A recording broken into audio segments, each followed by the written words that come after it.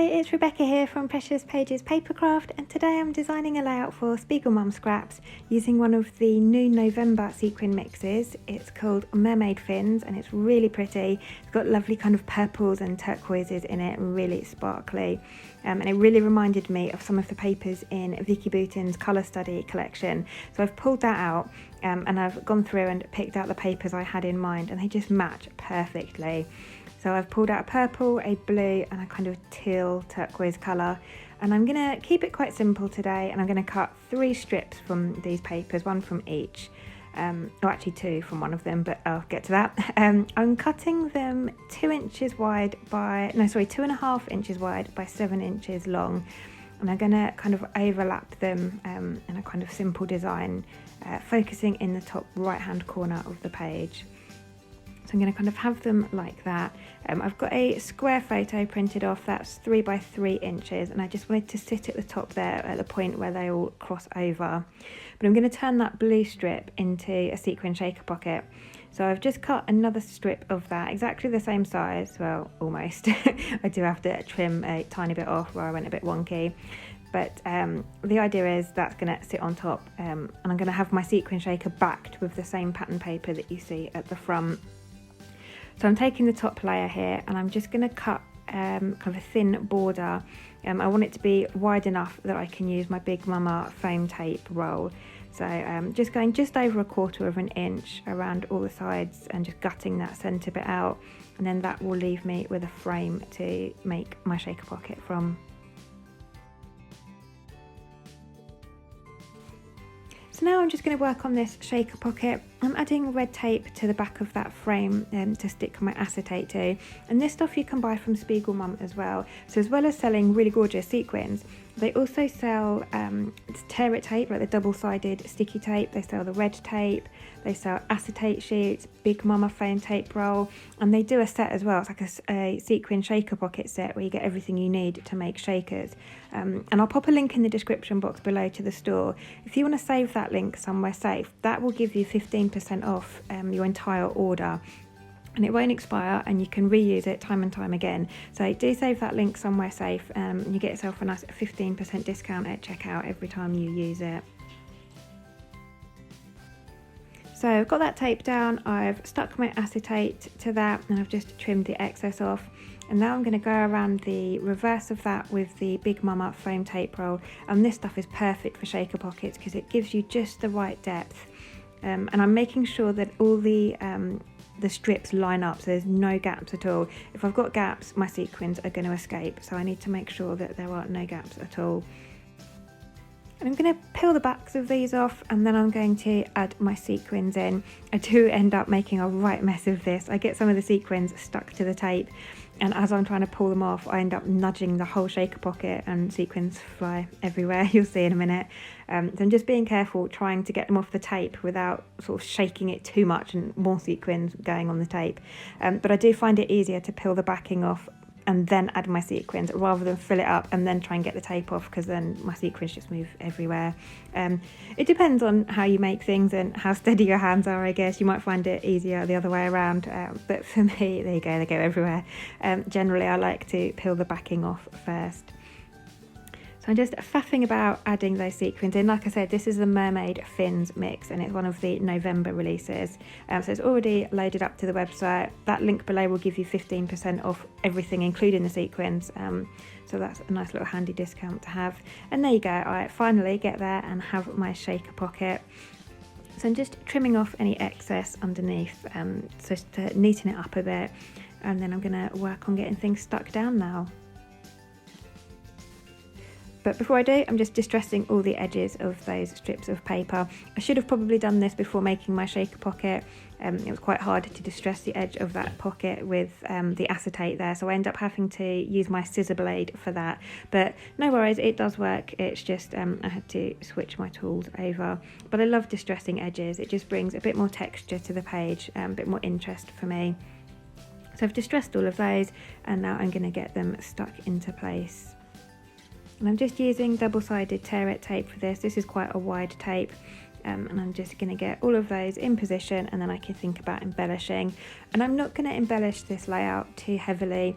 I want to have lots of white space, so I'm just going to add a few flowers and a few butterflies, and obviously a few more sequins.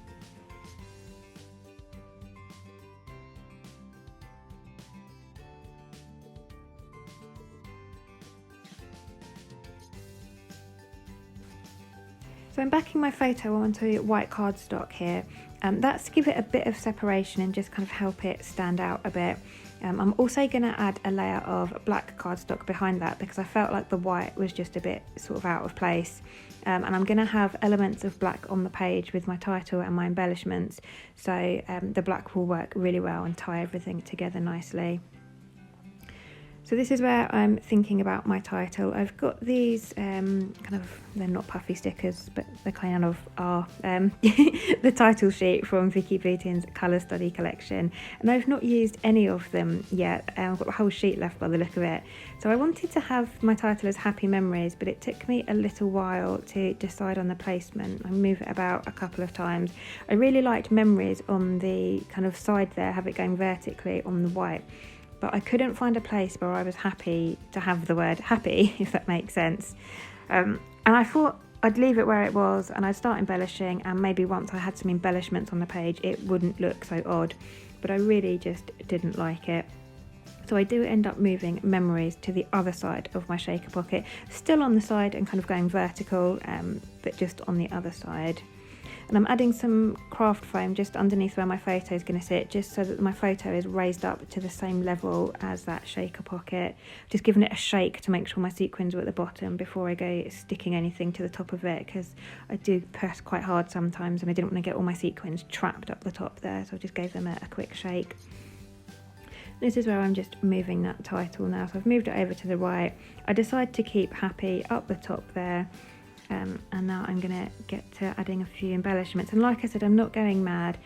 I've had this collection ages now, and I've got loads of things fussy cut from it and left over from other layouts and things, which saved a lot of time today. I was going to use a few of those vellum circles from that foiled vellum sheet, but I wasn't liking that it was introducing too many new colours, like there was yellows, greens, reds, and I didn't want that many colours, and I just really didn't like the way they looked. So at the moment I've got a few on the page, but they're gonna come off in a minute. I've got a few of those black and white butterflies, so that's the reason I added that layer of black behind my photo, because I knew I was going to use those butterflies. I use them with every colour study layout. I just absolutely love them, so I knew I was going to bring in those little pops of black. And then I found that kind of half butterfly I had, and I think that's one of the cut apart sheets. I've never used it, but I just thought it was really pretty, and it had a lot of the colours that I'm using on this layout in it. It still had a few others. It's got orange and yellow in it that I didn't really want on the page, but I just thought it went really nicely, and because I've got other butterflies as well, it kind of fit in. And then I decided I did want to bring some yellow in, so I've got some of the flowers from one of the pattern papers. I had some fussy cut and a couple of them were half flowers, but I've managed to use those up, so I never throw anything away. If I've got like half a butterfly or half a flower, you can just tuck them underneath things as kind of layered embellishments and things, so I never throw half of things away. And that roll of stuff you just saw there on my desk, those are the tabby pop dots. Those things are amazing. They've got little tabs to peel back, just makes it so much easier, especially if you struggle with your fingers like I do. And again, that link in the bottom, you get 15% off your tabby pop dots as well. So I'm really lucky. I've got a whole roll of them at the moment, but they do make life so much easier, and I love the dimension they bring as well. They were a little bit too big to use behind those flower petals, so I am having to resort back to my little square foam pads for that. It's just a little bit trickier for me to get the backing off of those. But yeah, just for smaller things, they're quite handy to have. With my butterflies, I've only stuck the bodies down with glossy accents, and I've left the wings kind of flapping free so that it looks like they've just landed on my page. Just makes them look a bit more realistic and introduces some lovely dimension to the page. Now, I did say earlier on in the video I was going for lots of white space today, but the left hand side of the page was just looking really bare and unfinished to me. I always do this. If I offset a design to one side, I always end up looking at the other side and thinking it just needs something, and I end up filling that side as well. But I felt like it needed something to balance it. So I've cut 3 strips from the same pattern papers that I made the other strips with. I've cut the blue one 12 inches long, so it's going to go the whole length of the page. And then the sort of tealy colour and the purple I've cut slightly shorter lengths. All 3 different lengths, but I'm going to have them kind of layered on top of each other like so. And I've distressed all the edges of those again, just to keep it sort of in keeping with the rest of the layout. It's all distressed on the right hand side, so I wanted it all distressed on the left. I'm going to bring in another one of those butterflies over on the left there. I'm going to have a bit of a tidy up because I hate working on a messy desk. I need space so that my mind can think. I just can't stand working in a mess. So a quick bit of a tidy up there. I've got these little puffy stickers from the Colour Study collection. I'm just adding a few of those. So I've got some purple hearts and some stars in that kind of turquoisey colour. Now I'm going to add some more sequins just above and below that butterfly. So in this mix you get different shades of blue and purple. You get some that are metallic, some that aren't, and they're all different sizes as well, which works brilliantly. I love the variation you get in the SpiegelMom mixes. And what I've done with the left hand side here is I've started off with the largest sequin closest to the butterfly, and then as you get further out the sequins get smaller. So in effect I've probably used one of every sequin in the set, above and below, but I just love the effect of having the largest sequin first and coming out to this kind of tapering off to the smaller sequins. And then on that blue strip I've just added 3 at the top and 3 at the bottom in the same way, largest one first and then kind of tapering down to the smaller ones. And I've just used glossy accents to stick those down because I find that really holds sequins really well, and then when I'm trying to get them in my page protectors in my albums they don't ping off or anything. So glossy accents is always my kind of go-to adhesive for sequins. So everything's in place now on the page. I'm just going to finish off with some splatters because I do love my mixed media, and if I've created a layout and I've not used any mixed media I do like to always add splatters. So I've pulled out the Shimmers Vibes I think in Jenny B Blue, and that matches that turquoisey paper really well. And then I've pulled out a couple of Lindy's Magicals, or not Lindy's Magicals, Starburst sprays they're called, sorry, and they've got really loads of shimmer in, like ground up glitter. So I've pulled out a purple one, a kind of light blue one to match the colour in my photo of my little boy's coat, and then a darker shade of turquoisey green just to finish it off. So all the colours that appear in the photo and the pattern papers. And then that's me done. So I'll give you some close-ups here. I love how that shaker pocket looks, and I just love all the colours in this layout.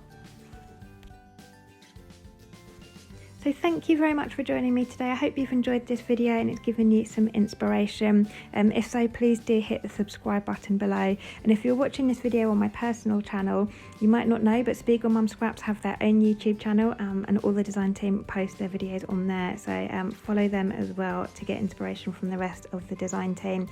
Like I said, there will be a link in the description box below to the store. Save that link, that will give you a 15% discount every time you shop in the store, but only if you use that link. But thanks again for joining me. I'll leave you with the rest of the close-ups and I'll see you next time.